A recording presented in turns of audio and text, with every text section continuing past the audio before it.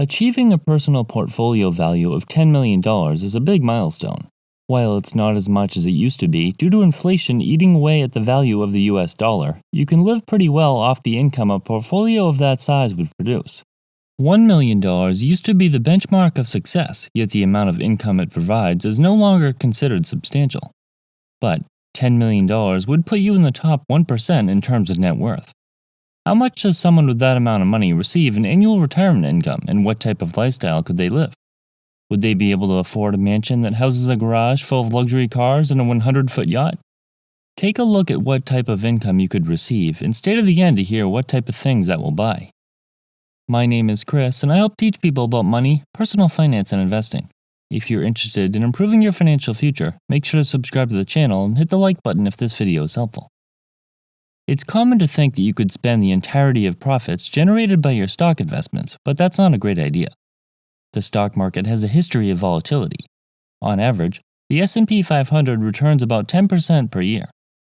If you had 100% of a $10 million portfolio invested in the S&P 500, you'd earn $1 million per year on average.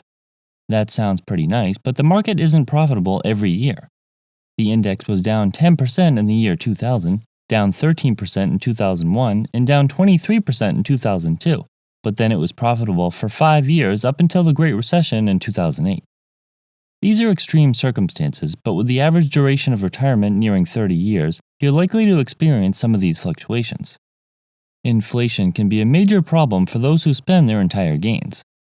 $10 million will earn $1 million per year on average, but when you spend every dollar of that $1 million, you're not considering inflation. In other words, the value of a dollar is cut in half about every 24 years.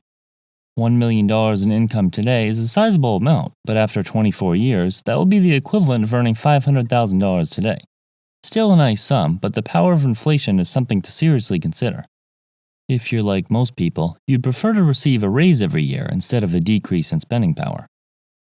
Everyone has a different percentage that they're comfortable withdrawing from their portfolio every year. Spending all of the gains is okay in the short term, but over time, you'll notice the effects of a devalued dollar. Experts have varying opinions on what's considered a safe withdrawal rate, but 3 to 5% is a good approximation.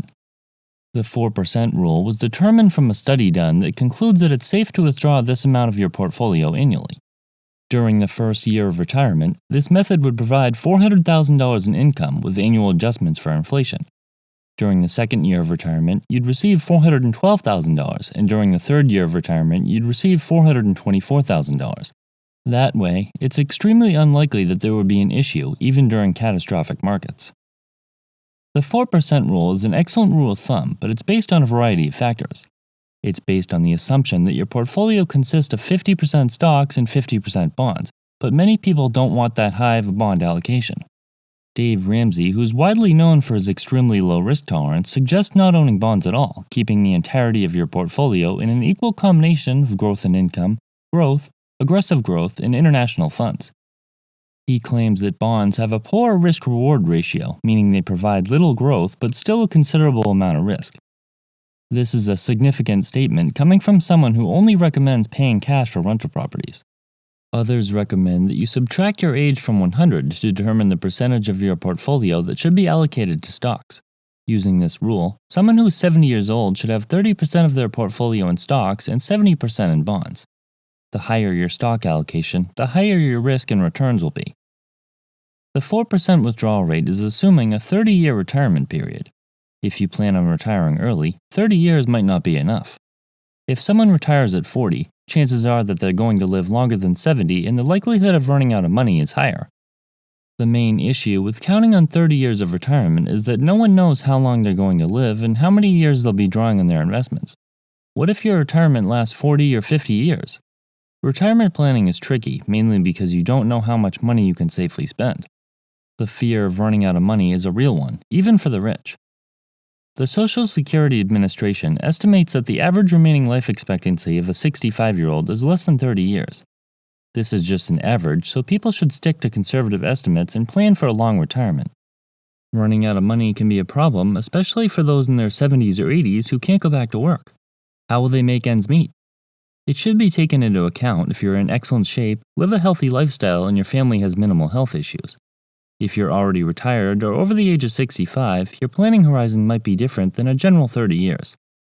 The average life expectancy has risen about 5% over the previous 30 years, so that's something to consider. 4% might be too much to withdraw if you plan on being retired for more than 30 years. Social Security benefits vary depending on income amounts over a working career. However, if someone has $10 million in investments, it's likely that they've earned a high income.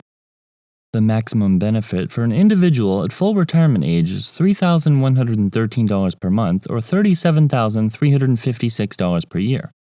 Individuals who earn $137,000 will receive the maximum benefit if they've reached a threshold for 35 years. Adding the maximum benefit amount to the $400,000 per year in income generated from investments, that brings the total annual income of someone with $10 million to $437,356 per year. The Social Security benefits aren't that significant, accounting for just 9% of the total annual income. For comparison, the average Social Security benefit is $1,543 per month, or $18,516 per year. Tax planning is particularly important for those in high income brackets. Whether the funds are in a Roth IRA, traditional IRA, or brokerage account will make a big difference when withdrawing. Since a traditional IRA is taxed at ordinary income rates, that could put you in the 37% tax bracket. A Roth IRA would be perfect for someone with a high retirement income, but with contribution limits at $6,000 per year, it's unlikely that it's grown to a $10 million value. With a traditional brokerage account, the income will likely be taxed at long-term capital gains rates, which are maxed out at 20%. While someone with a $10 million portfolio could safely withdraw $400,000 per year using the 4% withdrawal rule, rich people have a habit of being especially frugal. The top 1% saves around 38% of their income, so they would probably save $152,000 and spend $248,000, not including Social Security.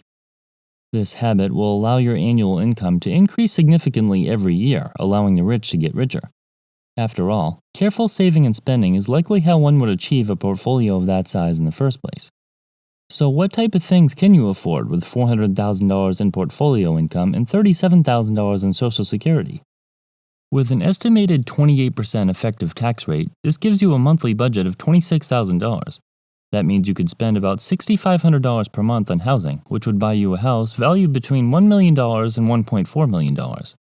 You could also afford to park two $75,000 cars in your garage. Recreation spending would be around $1,300 per month, which is enough to take a few tropical vacations each year.